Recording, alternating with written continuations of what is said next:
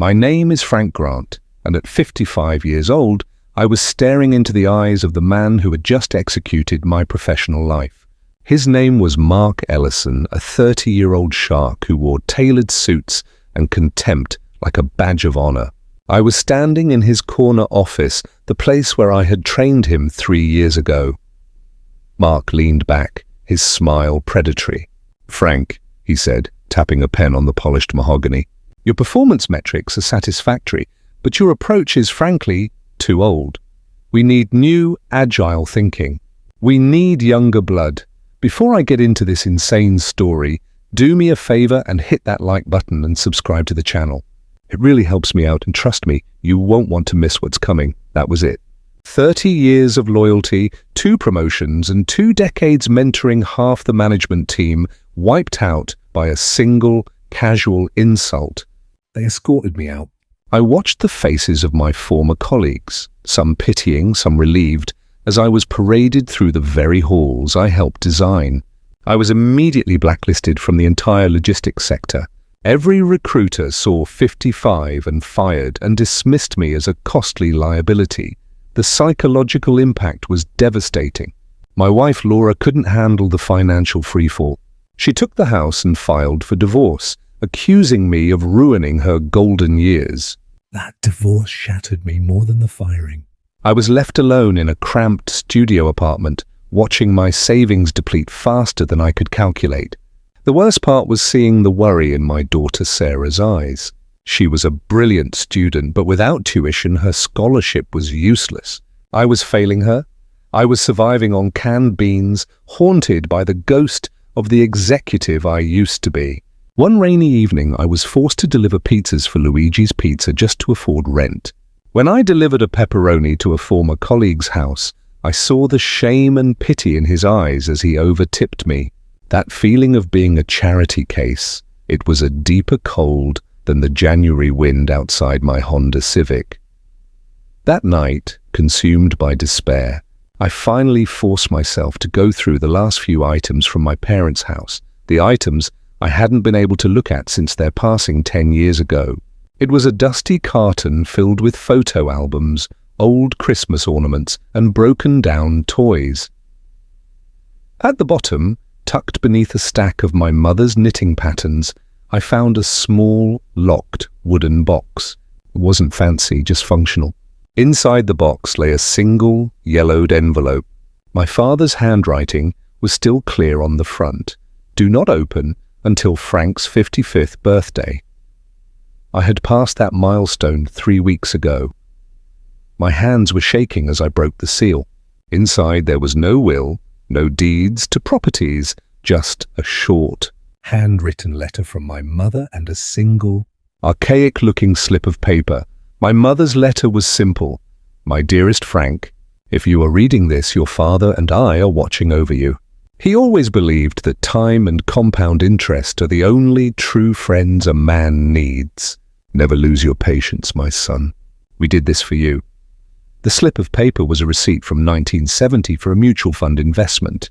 My father had started an automatic monthly contribution of just $10 in my name the day I was born. Every single month for 55 years, through boom and bust, through their own struggles, they had consistently put $10 aside. I felt a surge of emotions, anger that they hadn't told me sooner, and then a profound love for their silent commitment. I thought, what could $10 a month possibly amount to? Maybe a few $1,000s, enough to cover Sarah's fees for 1 semester. The next morning, heart-pounding, I called the old investment firm. The fund manager was a kind, elderly woman named Eleanor. I explained the situation, my voice trembling. "Mr. Grant," she said slowly, "your father's adherence to the dollar-cost averaging strategy is quite legendary here. It is the most powerful method. Small, consistent investments, reinvesting dividends over 5 decades." She paused. The silence on the line felt like a lifetime. "The current portfolio valuation," she continued, her voice rising slightly, "is $118 million. That capital is entirely liquid and accessible today." I nearly dropped the phone. $118 million. It wasn't billions, but it was absolute freedom. It was the antithesis of the humiliation I had just faced. It wasn't money built on a scam or a lottery win. It was built on my parents' patience, sacrifice, and quiet belief in their son's future. I wasn't too old. I was simply timed perfectly. My priority immediately became Sarah. I paid her full 4-year tuition up front. The relief on her face was worth more than $1 billion. She cried, I cried. The failure I felt as a father vanished. Then I focused on Mark Ellison. The $118 million gave me the freedom to plan, but I needed leverage. I learned that Mark's company, OmniLogics, was critically dependent on a small, niche logistics software firm called TechFlow Solutions. OmniLogics had an exclusive long-term contract with TechFlow for their proprietary tracking algorithm. If that contract failed, OmniLogics' market share would collapse within weeks.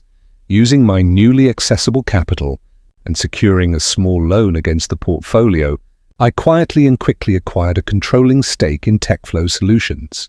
My old professional knowledge became my weapon. I wasn't just buying shares.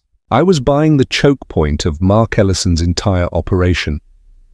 I sent Mark an email using my old corporate email address which he had blocked. It simply said, "Meet your new majority shareholder. My office, 9 a.m. tomorrow. Be punctual." The next morning, I was sitting in the CEO's chair at TechFlow Solutions. I wore a bespoke suit, not for luxury, but for the armor it provided. Mark arrived, flustered and arrogant, flanked by his lawyers.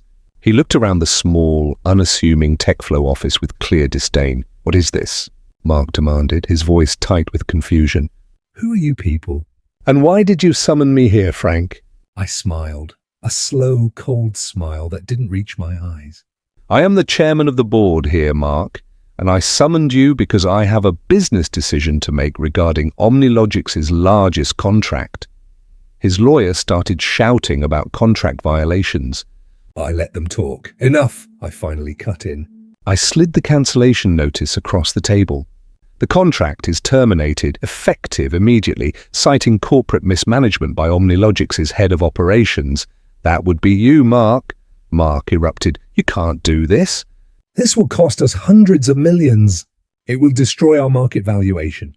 You have no idea what you're doing, you old fool." I stood up slowly, leaning over the table. My voice was calm, cutting through his rage. "I know exactly what I'm doing." "Mark, you called me too old. But I had the patience and the foresight, instilled by my parents, to build wealth for 55 years while you were busy being a reckless shark." I pulled out the old, yellowed receipt and placed it on the table. This piece of paper, representing a $10 monthly investment, owns the leverage to shut down your entire company. You see, Mark, real power doesn't come from being young. It comes from being patient. I paused, looking him dead in the eyes. "Your approach is too old. Mark, you rely on quick scams and corporate bullying. My time is worth $118 million and infinite satisfaction. Consider yourself retired." Mark Ellison was forced to resign a week later. OmniLogics' stock tanked. The market did not reward his young, agile thinking. My revenge wasn't loud. It was surgical and silent. I used the money not just for myself, but to start a foundation in my parents' name, the Grant Patience Fund, to help older professionals who were unfairly dismissed from their careers. I bought my old family home back from Laura and gave it to Sarah. I never went back to working a traditional corporate job. I now manage the fund and mentor young people on the power of consistency and time. I learned the deepest truth. The money was nice, but the real treasure was the unconditional love and sacrifice of my parents, represented by that small, faithful $10 investment. Sometimes, the world tries to bury you under the weight of an insult, but the seeds of your future success were planted long ago by the people who truly believed in you. You just needed the patience to wait for them to bloom. The man he called too old finally got the retirement he truly deserved.